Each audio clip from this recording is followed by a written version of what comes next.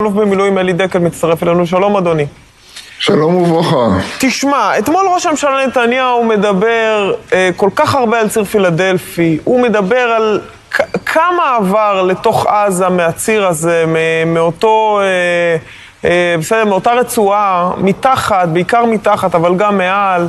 הוא מדבר על נשק איראני שהגיע. בעצם הוא אומר, איראן, הציר, חימשה את עזה כדי להכין אותם למלחמה נגדנו. ואני מאוד מוטרדת ממה שקורה עם מצרים ומה שקרה עם מצרים עד היום. מה אתה יכול לספר לנו? מצרים מאז 1956 דואגת בשיטתיות ולכל אורך השנים שישראל תוקה מכיוון רצועת עזה. הם אלה שהקימו את הפידאיון, הם אלה שעזרו מאוד מאוד להקמת ולייסוד הפתח.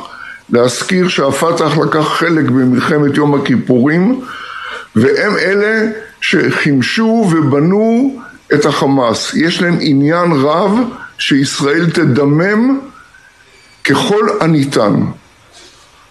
וכשאנחנו רואים את הכמויות נשק האלה, וגם כשאני שואל את בכירים במערכת הפוליטית, את העניין המצרי אוהבים לנפנף, לא רוצים כל כך לדבר על זה. אתה מצליח להבין למה?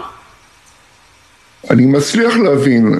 מצרים מפרה את הסכם השלום כמעט עוד בעוד שהדיו הייתה רטובה.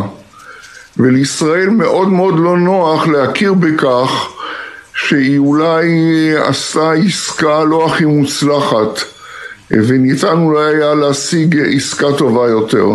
מצרים רומסת בשיטתיות את הסכם השלום, סיני מלאה בצבא, בתחמושות, יתר דברים ומטעמים. סיני מלאה בצבא מצרי?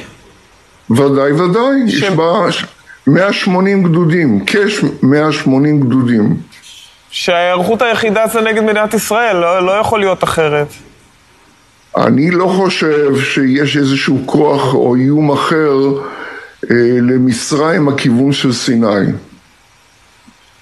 גם היום שלכאורה מערכת הביטחון טוענת כל הזמן שיש איזה יחסים מופלאים עם המצרים, אז אני לא בקיא, יכול להיות שיש יחסים מופלאים, אבל אני יודע שבשנתיים שלוש האחרונות צבא מצרים הגדיל בכ-30% את הטנקים שלו, את מספר הטנקים בצבא הסדיר, וקורא מנהרות ענק במרכז סיני ליחסון נשק אסטרטגי.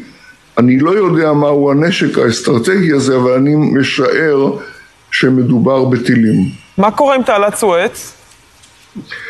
בתעלת סואץ המצרים מאז שסיסי תפס את השלטון מגדילים ללא ערף את כמות הגשרים, והיום בתעלת סואץ חונים ונמצאים כ-60 מעברים שמאפשרים לצבא מצרים עם מספר דיוויזיות להיערך בגבול ישראל תוך כ-24 שעות. מה זאת אומרת מעברים? תסביר לי את המונח הזה, מעברים.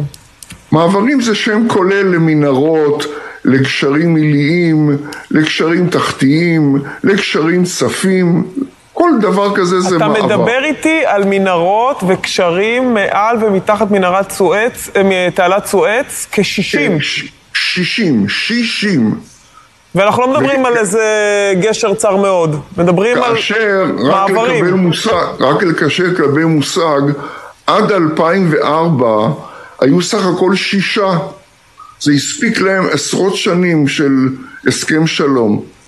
מאז זה גודל לאט לאט, אבל מאז שסיסי תפס את השלטון במצרים, זה גודל בפראות.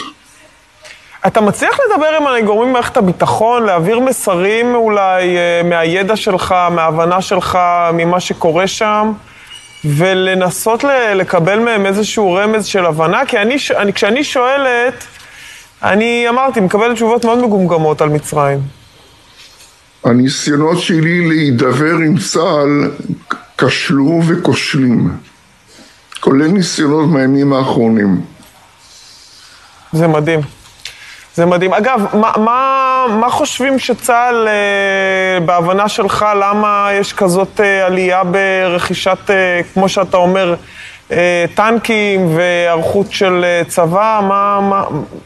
אני לא יודע. טוב, זה מדהים. אנחנו לא מדברים על מלחמה שתקרה מחר, אבל אנחנו מדברים על הערכות מאוד משמעותית של מצרים, שאנחנו, זאת אומרת, ככל שההיגיון מדבר אליי, כן?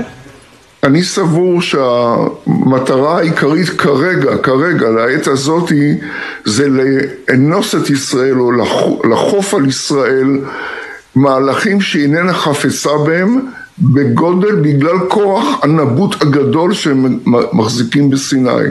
כלומר, תיזהרו מאיתנו, יש לנו אפשרות להרע לכם. אבל זה לא אומר שאם יהיה להם הזדמנות טובה, זה לא ימנע באדם גם לכבוש ולנגוס חלקים מישראל, בעיקר בדרומה של ישראל. אתה יכול להעלות בדעתך שהסיסי לא מודע לכל הברחות הנשק, החימוש, לך תדע מה עוד דבר שם?